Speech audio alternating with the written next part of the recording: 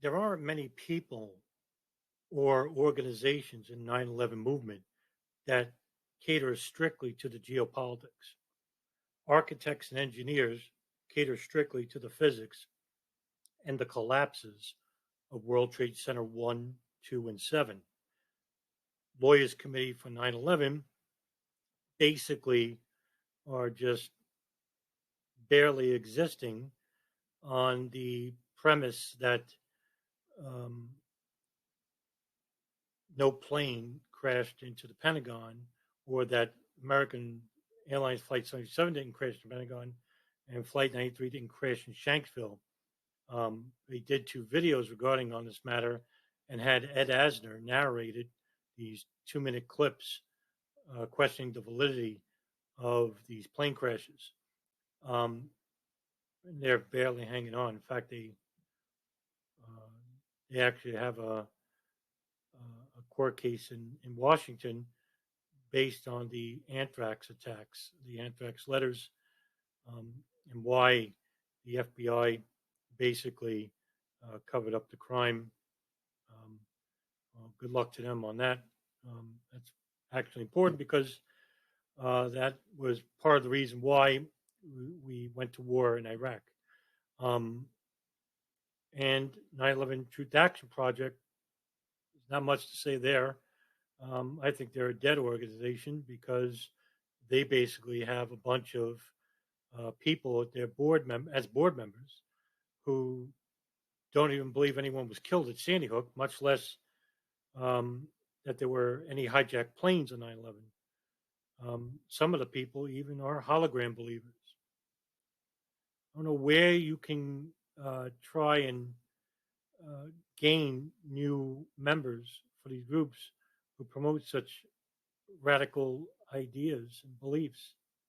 Um, what I'd like to see, and it's something that I'm entertaining now currently with a couple of people, about forming a new group that caters basically primarily to geopolitics, but I'm also going to include people who are experts in the physics aspects because I don't know how World Trade Center 1, 2, and 7 collapsed.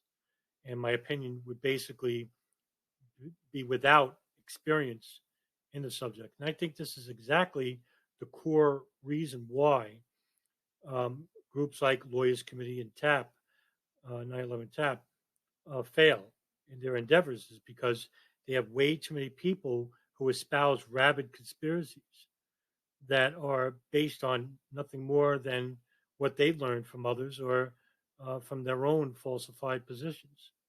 Um, but you can't call yourself a researcher by implying that there were no planes crashing anywhere on 9/11 or that 77 didn't crash to the Pentagon, 93 didn't crash in Shanksville.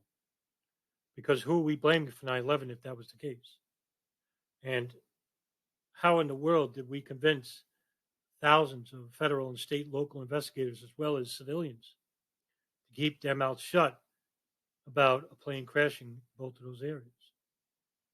No, I'm not even going to bring up the fact about how some people don't believe a plane crashed in World Trade Center. So the one area of 9/11 that caught my attention was the geopolitical aspect of 9/11. Who were these people? 12 years ago, I really knew next to nothing about this subject. And I'm from New York. And so I wanted to know who these hijackers were. I wanted to know their motivations. I wanted to know who they were, motivated by, what organizations did they belong to, if any at all. And what their beliefs were personally. So that was a lot on my plate right there because 12 years ago, I could name about one or two people that were talking about this subject, and that was Ryan Dawson and Justin Raimondo. I could probably up the answer to about 10 now, but that's still disconcerting, considering the fact that we had many reputable people who wrote books, people like Paul Thompson, who wrote The Terror Timeline, Kevin Fenton, who wrote Disconnecting the Dots, We don't hear of these people anymore. It seems now that the focus of 9/11 truth movements have catered to Alex Jones and loose change uh, conspiracy theories. Unfortunately, Loose Change is the most popular documentary film on 9/11 in the world, and it's horrible. There are not many very good documentaries or films on 9/11 out there. It's completely saturated with ridiculous beliefs. Um, so, the areas that I would like to make the forefront of my idea of creating a new group would be like Alex Station, which is the CIA's Bin Laden issue station. The CIA was in charge of this operation. They were the ones who monitored a house in Yemen, which was the communications hub for Al Qaeda. Excuse me. It was owned by a man named Ahmed Al Hada, who was an associate of Osama bin Laden in Afghanistan during the Soviet Afghanistan War in 1979. He had a son in law. He had a daughter named Hoda Al Hada, who was about to be married to a Khalid Al Midar. So this was the main communications hub for Al Qaeda. A lot of phone calls coming from all over the world, transmitting to here, and that information was being was a conduit to Osama bin Laden, Ayman al-Zawahiri, Mohammed Atef, and other high-ranking Al Qaeda operatives and officials. And the CIA bugged this house in 1998. However, the NSA, the one agency hardly anyone talks about, had bugged this house as early as 1996. They got this number by listening to a wiretap on Osama bin Laden's satellite phone, which started in 1992. So the NSA had begun to tap bin Laden's phone in 92, heard about this phone number, kept calling. Bin Laden kept calling this number. They wanted to know what number was this, found out it belonged to a house in Yemen. And so they put up a listening base and they started monitoring and listening to all calls made from the home and out from the home, incoming and receiving. So that's 5 years, everyday calls for 5 years prior to the 9/11 attacks. The CIA can only listen to what was being transmitted in the house. Since they didn't have a bug on the number itself, they had a bug inside the house. So they had half the transcript of the phone calls. The deputy chief of Alex Station was Michael Scheuer until the year 1999. Then it became Richard Blake. The deputy director, the deputy chief was Tom Wilshire. The director, the head chief of Alex Station was Michael Scheuer, and then it became Richard Blake. But the deputy chief was Tom Wilshire. The chief in charge, the officer in charge of the Yemen Hub case was Michelle Ann Casey, who's it looked like Michael Ann Casey, but it's actually Michelle Ann Casey. She's the head chief in charge of the Yemen Hub case. And so they had operatives following whoever was coming into the house, coming out of the house. Why isn't the 9/11 truth movement at all concentrating on this issue? It's an important issue. You don't think they were talking about operations on those phones 5 years prior to the attacks themselves?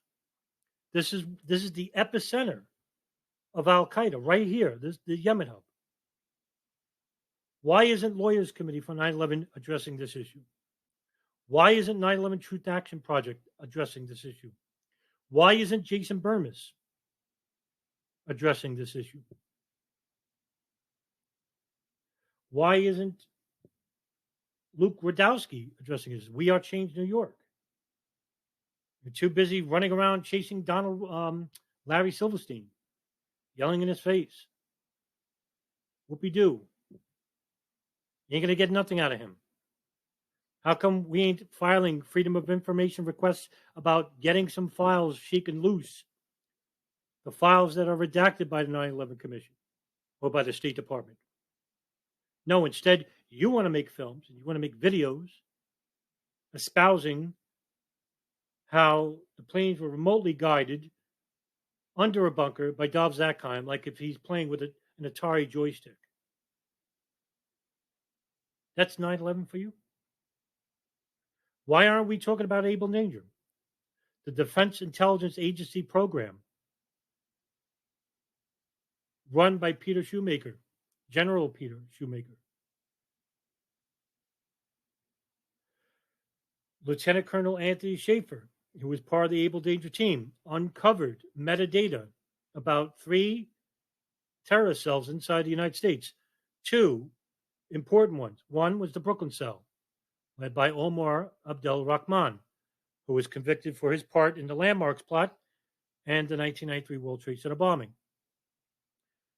The other cell was the Hamburg cell, led by Mohammed Atta, Marwan al-Sheikh, Ziad Jarrah, who were the primary alleged suspects involved with the hijacking of 3 planes in the 9/11 attacks. Why isn't the Lawyers Committee talking about Able Danger and how they destroyed information regarding these hijackers that they collected? 3 terabytes of information, personal information, important data that we could have used, even in the current languishing case involving Khalid Sheikh Mohammed and the Guantanamo 5, who are the primary suspects for the 9/11 attacks.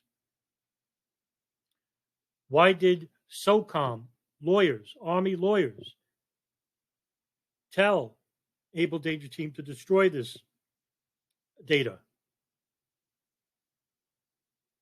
when they didn't have to?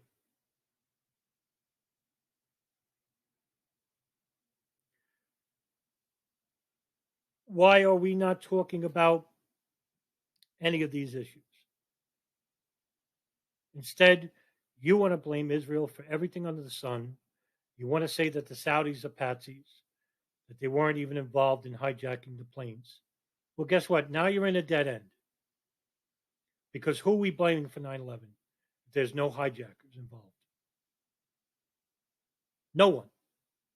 You just absolved everybody from 9/11. You know, I keep repeating myself, and I don't want to. I don't want to sound like a broken record anymore.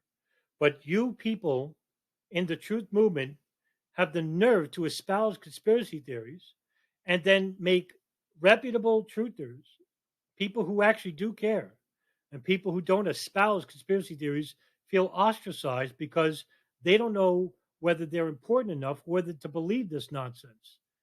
So they're on the outside looking in, and they are the ones looking up to you for guidance, for motivation, and you continually let these people down. And not only that, you misinform tens of thousands of people, maybe even the hundreds of thousands at this point, probably in the millions, with your ridiculous films and your erroneous documentaries and your ridiculous lectures about how no planes were hijacked, how no plane crashed in Shanksville or the Pentagon.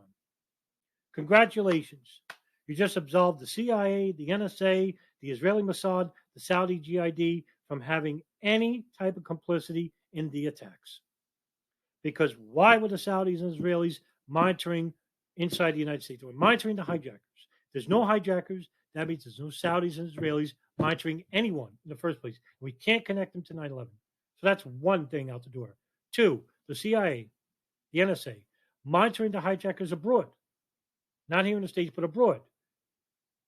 The NSA was listening to phone calls here in the States, but their main of operations was at the Yemen Hub. Well, guess what? If there's no hijackers, that means bin Laden or Al Qaeda is cut off from 9/11. So that means the Alex station has no bearing or no importance to 9/11 at all. In fact, they're not following anybody. They had information on two of the hijacks that came to the United States and didn't tell the FBI. But according to your outlandish theories, guess what? They weren't following anybody. So now we go back years and years and years now. So there's no bug in the Yemen Hub. There's no bug from the CIA and the NSA. There's no able danger team. Why would they investigate people that don't exist according to you? It's like you don't really think about the positions that you believe and espouse to others. You just basically watch a YouTube video from either Jason Burmis or Barbara Honegger or CIT, any of these crackpots. That's what they are. They're crackpots. And these are the people you need to disassociate from.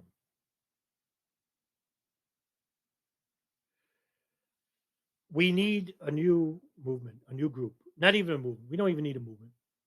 And my goal is to create this group of rational, logical, thinking-minded people who are experienced in physics and geopolitics. And what we want to do is not make films, not create a Patreon account and ask for your money. No, I want to go much further than that, because not only do I deserve it, but the people deserve it.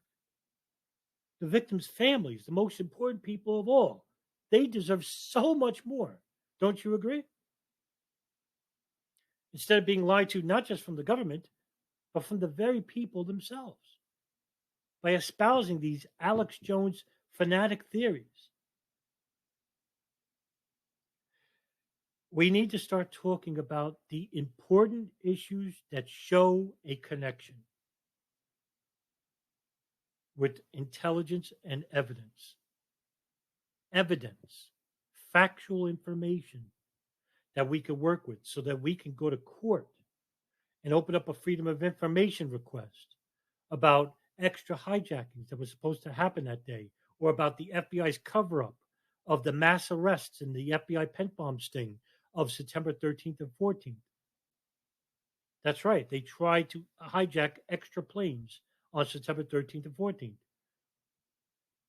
They tried to hijack an extra plane on 9/11 that we know of, one definitively, United Airlines Flight 23. That was not a separate issue. So 9/11 was supposed to be a much bigger operation. There were more people involved.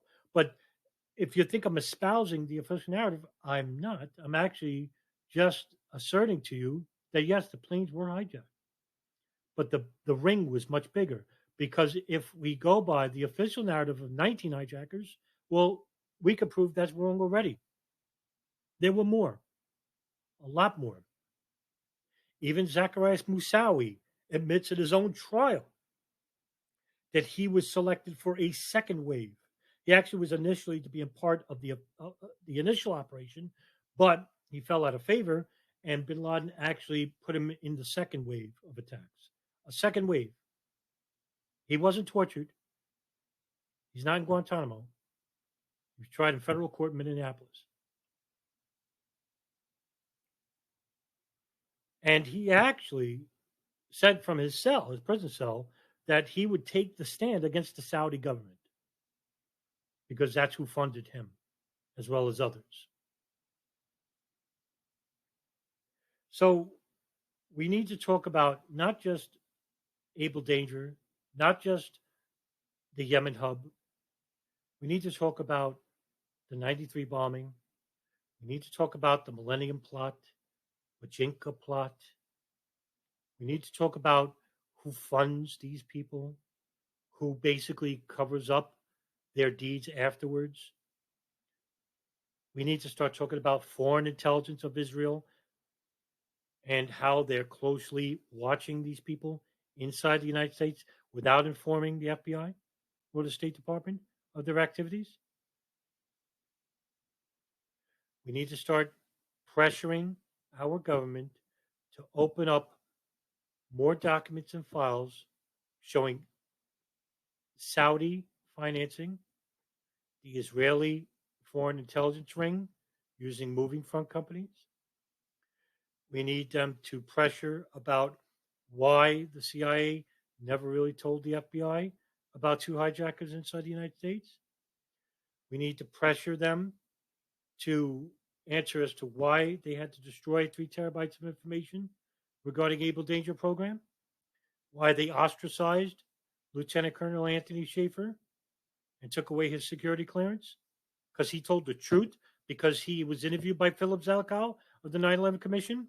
We need to talk about the ostracization of Thomas Drake, William Binney, Kirk Wiebe, Ed Loomis of the NSA, because their program, Thin Thread, was a success in collecting metadata that went back years on all of the hijackers, which wasn't read according to the testimonies of Thomas Drake and the declarations of William Binney, who claimed that the NSA told them that they just didn't have the manpower to read those cables. They did.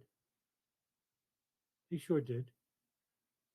They arrested Thomas Drake on trumped up charges. Same thing for Binney and Wiebe and Loomis. All the people that were involved in those operations, the innocent ones, were the ones who were ostracized. Mark Rossini at Alex Station, Ali Soufan, who was getting somewhere with Abu Zubaydah, a alleged Al Qaeda facilitator and recruiter. Ali Soufan, who basically was questioning Abu Zubaydah about 9/11, and he was pulled off by the State Department, by his superiors at the FBI, and the CIA came in and they tortured Abu Zubaydah to death almost. He probably has brain damage. He's currently held without charge at Guantanamo. Why isn't the 9/11 Truth Movement talking about these issues? These are issues we can show, we can prove that there was a cover-up involved, that there was malfeasance involved. But you can't have malfeasance or a cover-up if there's no hijackers and no hijacked planes and fake phone calls. Because who are we blaming? Who are you blaming? So these ridiculous theories, we need to cut the fat. Get rid of all these people. Get rid of them and finish with them. New movement. I'm calling for a new movement. A movement that has a nucleus of people who know what they're talking about. Experienced people. So that we can change. We can try and go to court with. So we can go to court and have evidence in our hands and say, look, and maybe get somewhere. Maybe we won't. But at least we could say we tried. Or else, what are we in this for?